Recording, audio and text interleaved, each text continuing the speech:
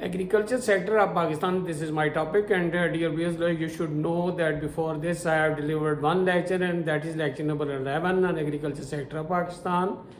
And main topic is socio-economic and political turmoil of Pakistan and its solution, the topic which I have started almost 1.5 years earlier. And my strategy is to discuss first of all main sectors of the economy, then subsectors of the economy, and so far I have completed first main sector of the economy, and that is services sector of Pakistan economy, and almost 10 lectures.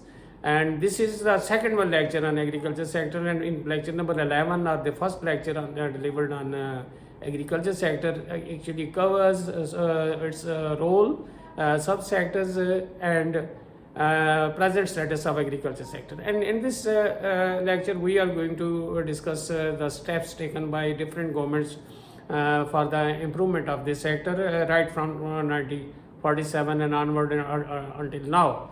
Dear viewers, here I would like to request you to subscribe my channel and share my lectures.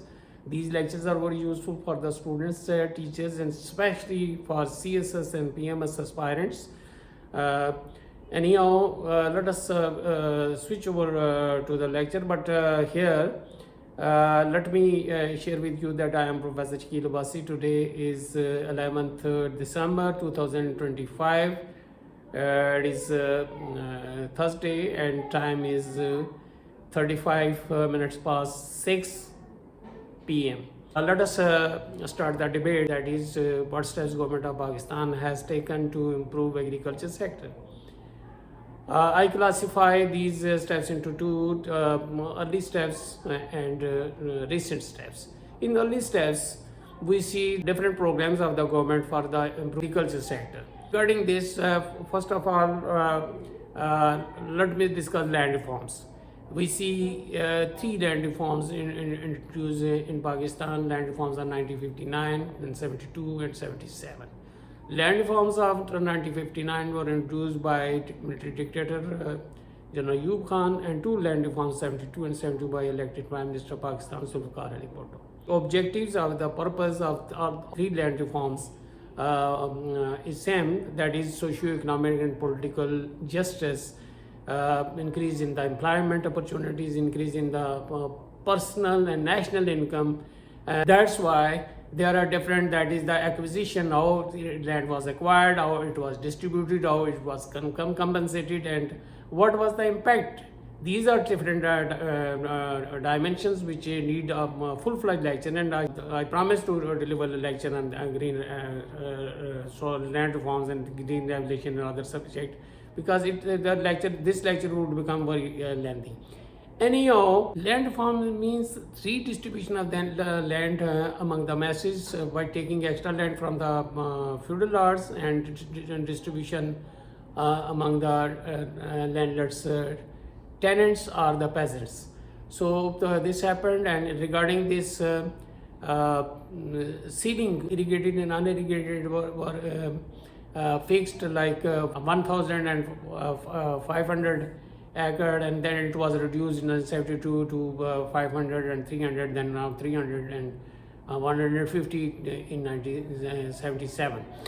The difference between 1959 and the 72 and 77 land reform, that the land reforms of Ayub Khan and Bhutto, was that in 1959 land reforms, the relationship between the feudal lords and the tenants were not defined, and they were not improved, rather redistribution of the land was focused upon. In 72 and 77 land reforms, it was the compensatory element, and not only ceiling, rather so many cesses were removed, and it was defined that what items feudal lord has to provide to the tenants, seeds, insecticides or pesticides. So this was more comprehensive, but in terms of its impact, we see that impact was that just tip of an iceberg.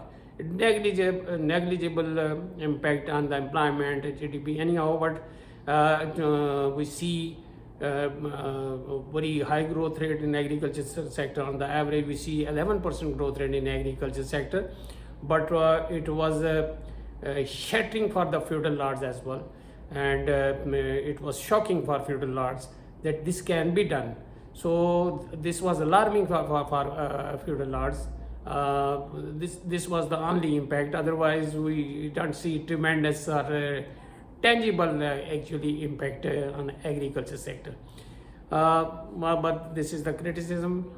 Next is actually green revolution. Green revolution means manifold increase or multiple increase in the agriculture produce by engaging, utilizing 5 inputs like water, credit, fertilizer, mechanized cultivation and fertilizer, and high yielding varieties of seed. These 5 inputs intensively and extensively actually utilized by the government of Ayub Khan in 1960s. That is from 60 to 65, first spell of Green Revolution, then 65 to 70, second spell of Green Revolution under the influence of UNO's development decade being celebrated throughout the world. And Western countries were very generous, especially during the peak of this Cold War. Between the USSR and USA, we see the Massey Ferguson tractors here, and so many insecticides and pesticides and other high yielding varieties of seed. Irri Park in rice, Park, Mexico Research Institute developed this high yielding varieties of seed regarding wheat, and Irri by Philippines Research Institute. These two things, Maxi Park and Irri, remained popular in Pakistan. As a result, we see a tremendous increase into food crops, especially wheat increased by I think 83% during 10 years, from 60 to 70, and we see almost 171% increase in rice in Pakistan. This was good for our growing population of Pakistan, and as a result, we don't see tremendous increase in the prices, which could have been if there had been no green revolution in Pakistan. But for the rest of the period, because of change of the government and turmoil, the separation of East Pakistan, we failed to focus on agriculture sector, and as a result, the fruits of green revolution and subsided with the passage of time. We preferred to engage with the Afghan war and the international, and these things became more important for us, and we neglected our agriculture sector, ever increasing agriculture sector.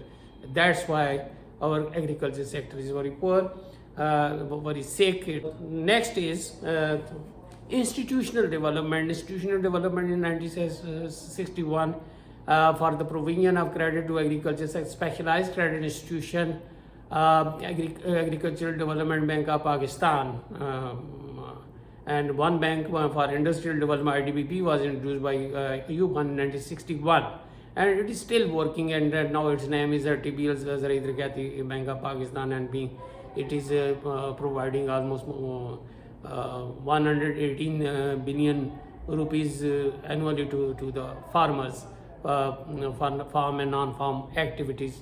So its contribution is very high. This is the institution which was established by Ayub Khan in 1961. Then Punjab cooperative societies and cooperative banks were established, and they are doing the same job, that is the provision of credit and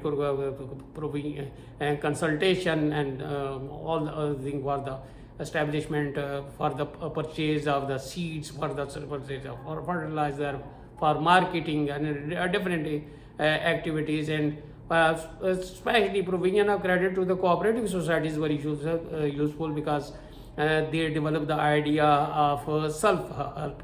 Anyhow, democracy by the people, for the people, and of the people. This step actually shows this, that is the democratic norms and the participation in the activities and in the politics and the economy. So these are the institutions. Likewise, so many other educational institutions like Faisalabad Agriculture University, Faisalabad, which we actually owned from British government, and we improved it. Then we have the Barani University or Arid Agriculture, or now its name is Pir Mahir Ali Shah Arid Agriculture University. Rawalpindi, we had Jamshur, Tando Adam University, Agriculture University, Sindh. Now we have Agriculture University, Balochistan. We have another Faisalabad Agriculture University, etc. And almost 11,000 students are enrolled in these institutions. And at a research level, we have National Agriculture Research Council here in Islamabad, Pakistan Agriculture Research Council, Islamabad. I think these institutions were developed in the 1970s by Bhutto, if I'm not wrong. And they are doing research on different crops and different issues of the, and now National Agriculture University is actually an ARC actually degree awarding university. They are doing research on different subject related to agriculture sector. These are the institutional development which are playing the role. Then we have specific programs for the uplift of rural sector. Rural sector's development program. First of all, we see Village Aid program which was started in 1953 and remained in practice up to 1961, but it became irrelevant because now Ayub Khan changed the constitution and the 10 political structure. So the basic idea of Village Aid means village agriculture and industrial development. And program focused on agro-based industries. This program focused on the development of the construction of the road on the sulfur basis, provision of water, etc. Take the name of any rural development program. Basic aim was provision of water, provision of electricity, provision of road, improvement of the water channel, and agro-based industries. So basic aim was to improve the lot of the rural sector population at the time of independence. Our rural sector population was 80%, and 80% was the share of agriculture sector in our GDP. These programs were essential. I have named what type of activities they have to do. And Village Aid program was wind up in 1961 because of so many political reasons, technical reasons, too bureaucratic controls. Anyhow, slightly some areas improved, but its impact was not up to the mark. And in 1961, Ayub Khan introduced rural development program, and under this local bodies, aim of the councillors or the chairman of the union council was construction of road from rural area to the market, and provision of water, electricity, and crop activities, and etc. This program remained in practice until 1971. When its name was changed and people was programmed. Now elected representatives, especially of People's Party, and they were supervising this. Once again, we see tussle between the bureaucrats and the politicians and the local people and different political parties.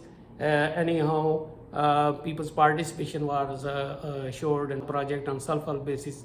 This was the good idea, but in 72 its name was changed and Integrated Rural Development Program.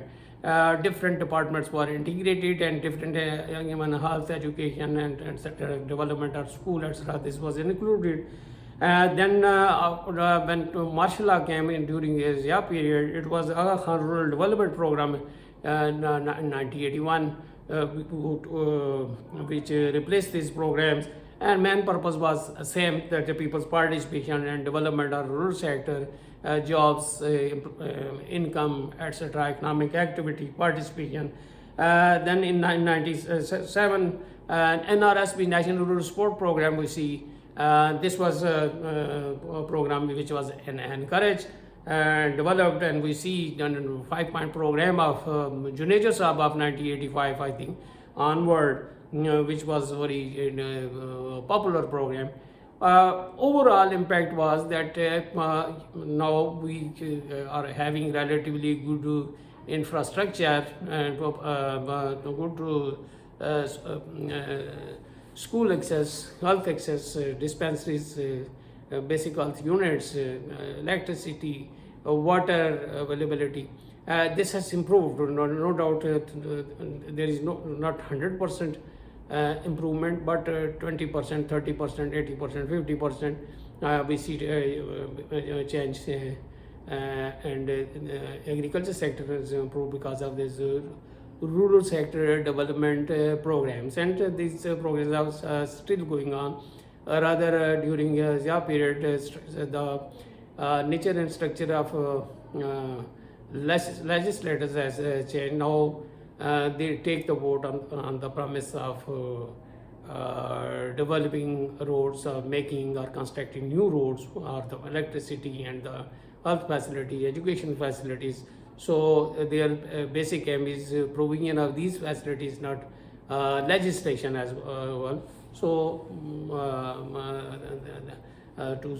this is objectionable to some scholars, but its impacts are relatively good.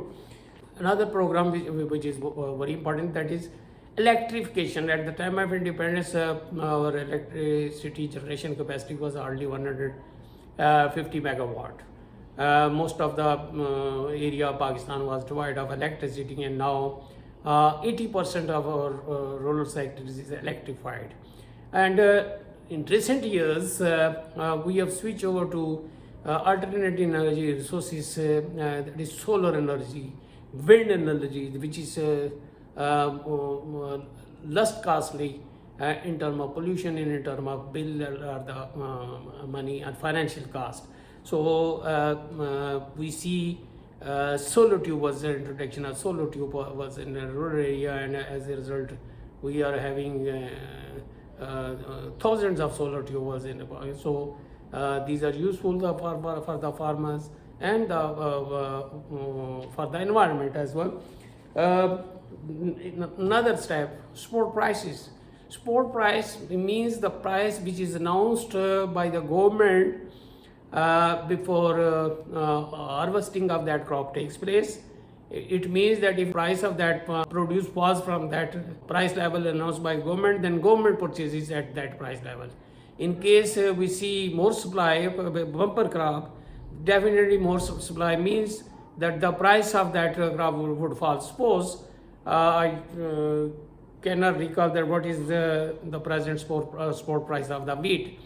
Anyhow, if the spot price of wheat is suppose presently government announces that spot price for the coming season would be 4,000 per 50 kg bag. So if we see bumper crop and the price of that wheat falls from 4,000 to 3,000 or 2,000, then all the crop would be purchased by the government from the farmers at rupees 4,000 per bag. So they should not bear the loss. If they bear the loss next year, they would be unable to sow that crop, and there would be shortage, and it would be costly for the government to import this from rest of the world because of shortage of the foreign exchange reserves, and there would be price hike as well. And government has to provide the subsidy to the people, because this is basic need. This is wheat is the staple food. So this is spot price, minimum price announced by the government before harvesting of a crop. So this is the biggest one, so support to the farmers and the people as well. To the farmers because they cannot, their loss is minimized, and to the people because they cannot face inflationary trend. They are compensated in any way. So it is PASCO or the different actually institutions who purchase, but they have a limit. Anyhow, we can criticize it, but this is the biggest one. And likewise, we have the subsidy. Subsidy means the difference between the price, actual price, and price being charged. We see the subsidy given on electricity, on fertilizer. It means that if per bag market price of fertilizer is 6,000 and government says okay, provide this to the farmers at 4,000, and 2,000 they should get from the government. So this is the difference between market price and the actual price being charged from the farmers. The difference between the actual price being charged and the market price is called the subsidy, which is provided by the government to the farmers. It is for the sake of welfare of the farmers and the people as well. Otherwise, fertilizer is too costly. Farmers would be unable to utilize the fertilizer, and as a result, production of that crop would be very low. Low means there is shortage, and government has to import once again, and there would be inflationary, and its price would rise in the market.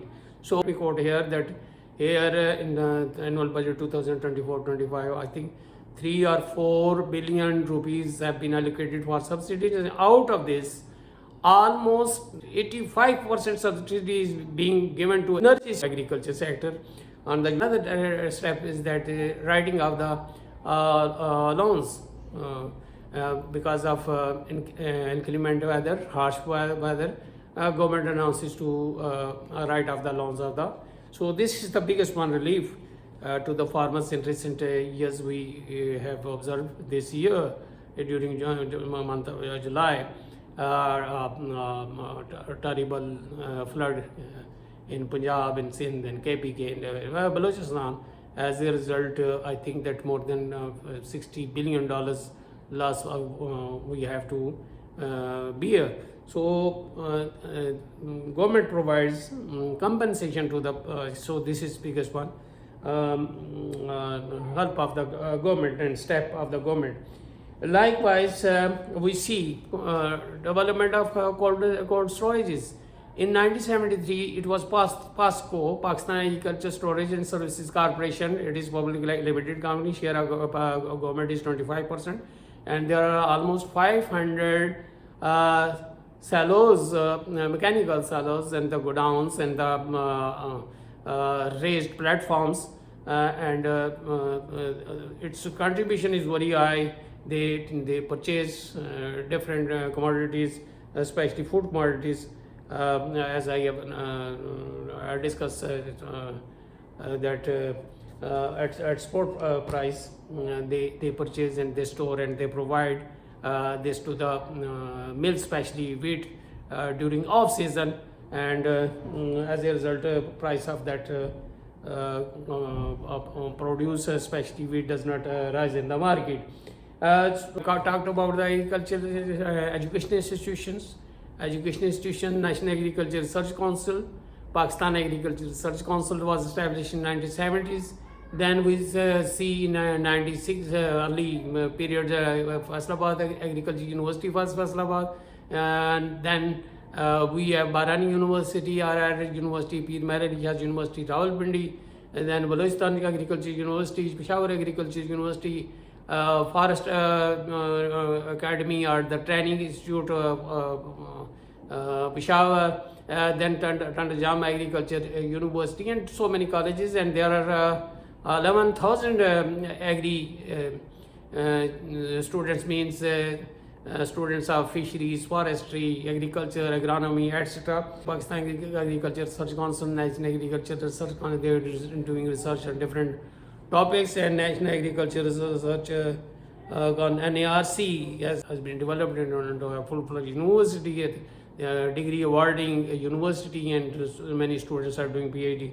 Agriculture sector, and we are having numerous PhDs in agriculture sector. This is good trend.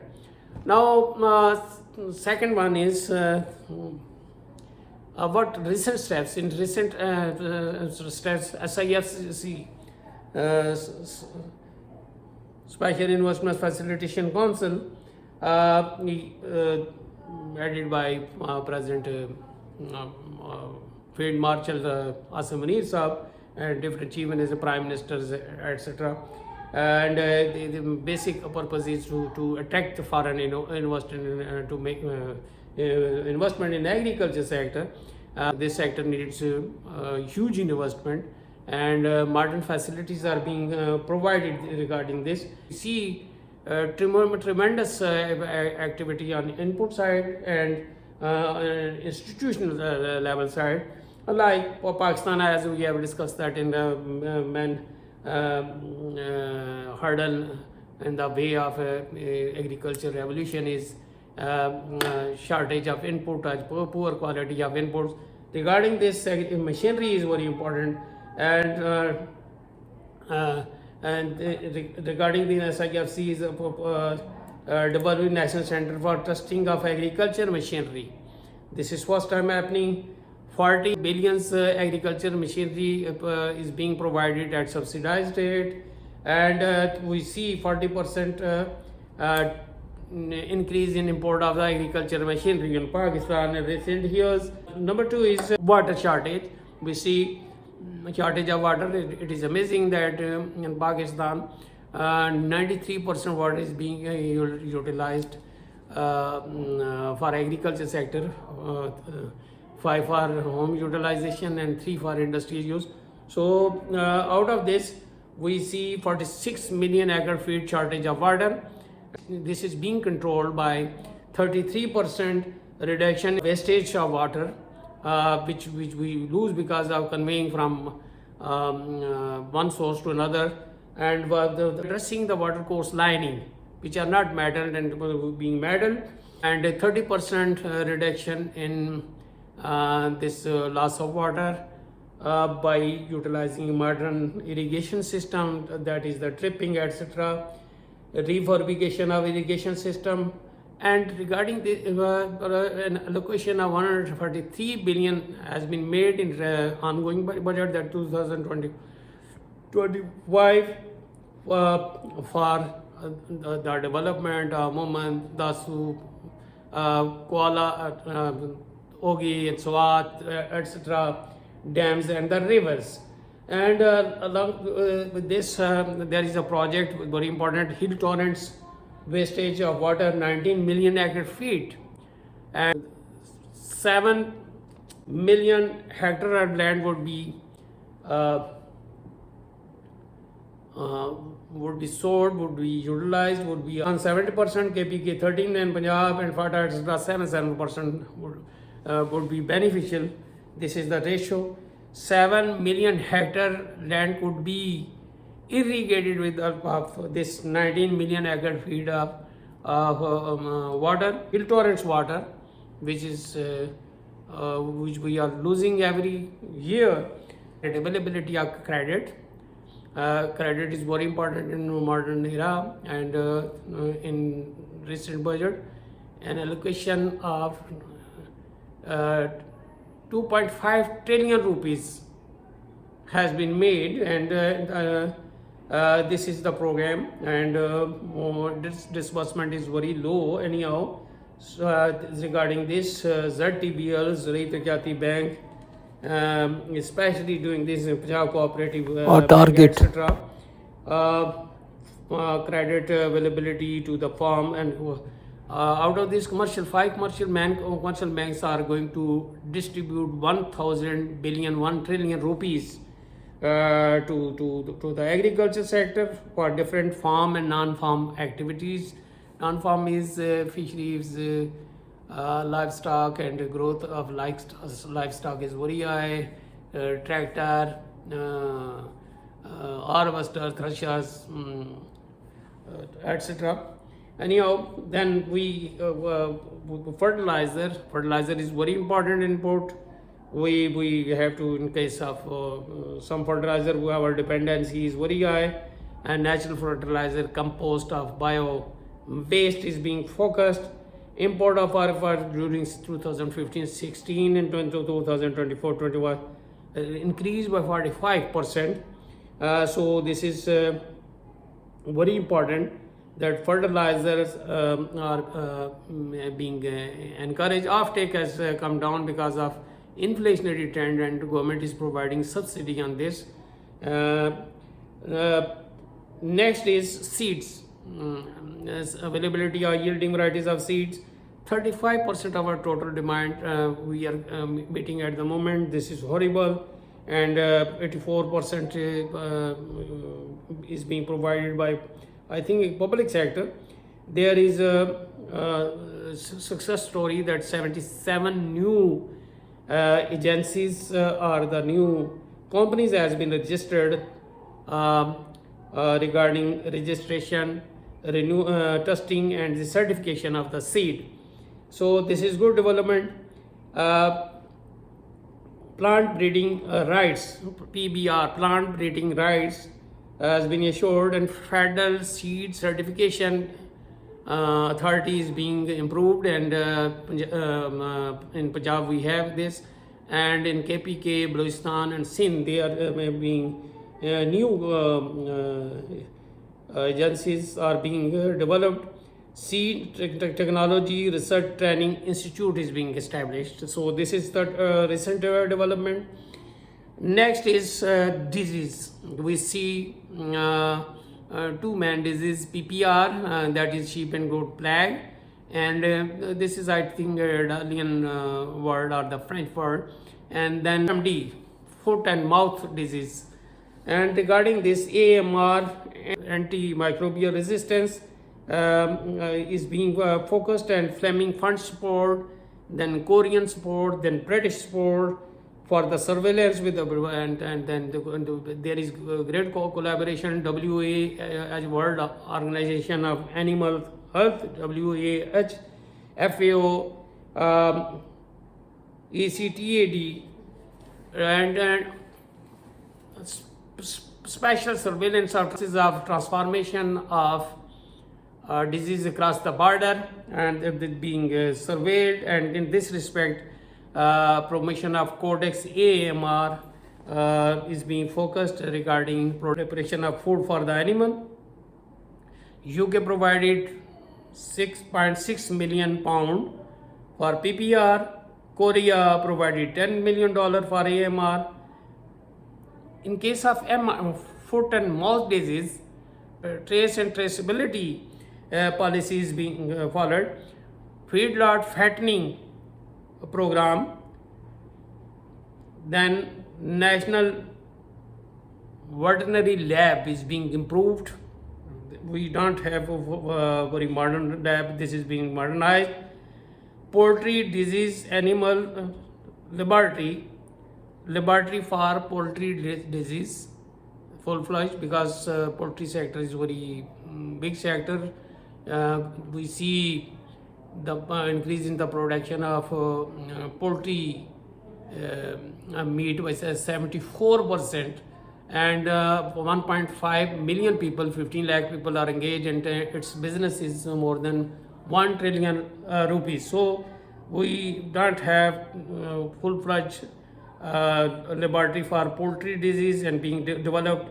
Animal quarantine department is being developed. In quarantine in case of disease, they are separated. Wide contagious disease development drug board and regulatory authority.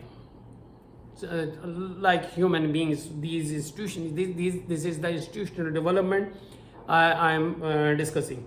So these are the steps which are recent steps that there are poultry laboratory, and then quarantine department, and drug regulatory authority, animal drug regulatory authority. Likewise, focused on fisheries. Inland fisheries share is already 36%. This can be increased, and our export size is negligible, and overall the milk fisheries production is 798 million tons, which is very low when we compare neighboring countries. And to improve this sector, halal food is being encouraged, new markets are being explored. 60% of our fish is being exported to European countries and new countries, and then remaining to China, and then Malaysia and these countries. And we are, in the world we are having more than 200 countries. So we can increase our fisheries department, its production manifold, with slight efforts. In this respect, frozen fish, canned fish, and then fish meal is being developed and being marketed along with the halal market. Pesticides and insecticides are very important for the improvement of agriculture sector. Loss because of these diseases is more than 28%. So regarding this, we see tremendous increase import of fertilizer during 2015 and 16, and 2024-25 was 54%. But in modern era, we talk about biological control, and now government is switching over to biological compost, use of compost, bio-waste, and then biological controls mean instead of killing through the laboratory prepared thrips, they are actually introduced in the farm. They are left in the farm, and the thrips, they eat the ones which damage different crops. So this is biological control. Alternative energy sector, on the one hand solar energy, wind energy, and then alternative energy board for agriculture sector, especially, and CFTAM being developed. Another dimension is food accessibility. Access to the food is very important. In fact, we have the slogan Zero Hunger, Ministry with the collaboration of Ministry of Food, Zakat, Usher, UNESCO, homegrown food, kitchen gardening is being encouraged, and then nutritional program for the pregnant women and the kids under 5 are being encouraged, especially in schools. You see on our TV channels, CM Punjab provides milk to the girls, especially. As a result, because of these steps, we see 50% in milk production during the 2018-19 and 2024-25, and in beef, mutton 14% increase, and in poultry, meat 70% increase. With this, I end and hope that this lecture would be very useful. And I take the permission with the request, subscribe my channel, be happy. Thank you very much for viewing the. Assalamu alaikum. Khuda Hafiz.